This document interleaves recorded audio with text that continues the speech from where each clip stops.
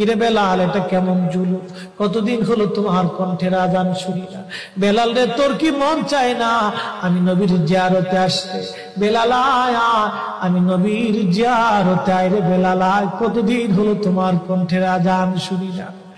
স্বপ্ন যখন নবীজি দেখাইছে, এ মুসলমান, হযরত বেলাল সুদূর সিরিয়ার দামেস্ক থেকে পাগলের মতো দৌড়াইলেন, পাগলের মতো ছুটে আসলেন। যখন মদিনাতে আসলেন তখন তাহাজ্জুদের সময় চলতেছিল।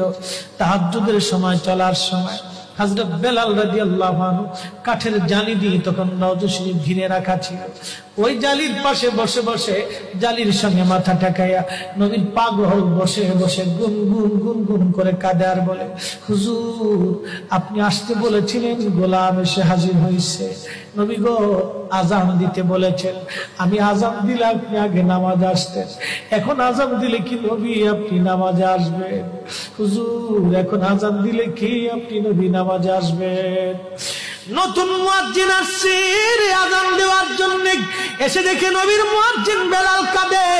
ডাক দেখে মদিনাবাসী, শুনছো নবীর মুয়াজ্জিন ফিরে এসেছে, বেলাল আসছে, বেলাল ফিরে আসছে। হাসান ডাক দেখে নানার